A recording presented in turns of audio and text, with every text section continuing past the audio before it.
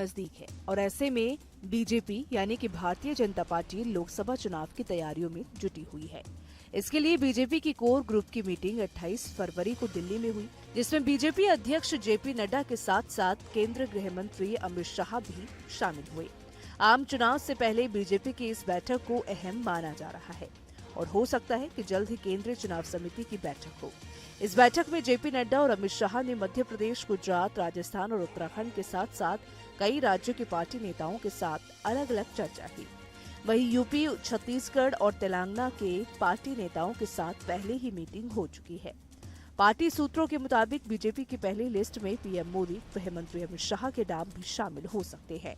साथ ही लिस्ट में उन नेताओं के नाम भी शामिल हो सकते हैं जो 2019 लोकसभा चुनाव में हार चुके हैं। सूत्रों की माने तो बैठक में युवा प्रत्याशियों को ज्यादा से ज्यादा टिकट देने का विचार किया गया है।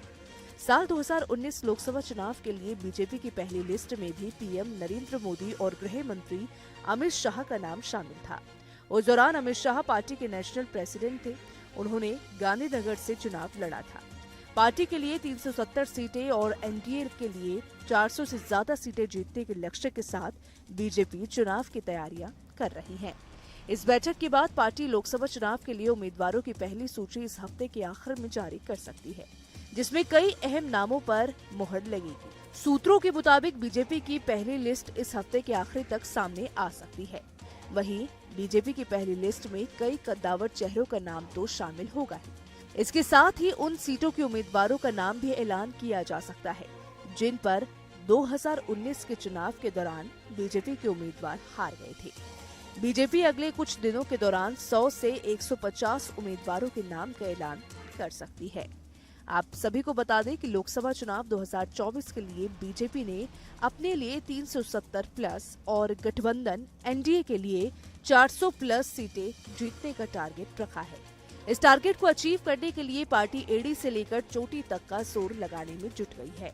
पार्टी की इन्हीं कोशिशों का नतीजा बिहार और महाराष्ट्र में भी देखने को मिला, जहां पर नीतीश कुमार एक बार फिर एनडीए में शामिल हुए तो वहीं कांग्रेस के कद्दावर नेता अशोक चव्हाण बीजेपी में शामिल हुए। अब खैर देखना ये होगा कि लोकसभा चुनाव 2024 में आखिर कौन बाजी मारता है। इसको लेकर आपकी क्या राय है, आपके क्या विचार हैं? आपको क्या लगता है कि 2024 में कौन बाजी मारेगा, बीजेपी या फिर कोई और पार्टी? अपने विचार हमें कमेंट सेक्शन में जरूर बताइएगा। वीडियो पसंद आए तो वीडियो को लाइक, शेयर करना ना भूलें। साथ ही हमारे चैनल न्यूज नेशन को सब्सक्राइब कर लीजिएगा, बेल आइकन को प्रेस कर लीजिए ताकि हर एक अपडेट सबसे पहले आप तक पहुंच सके।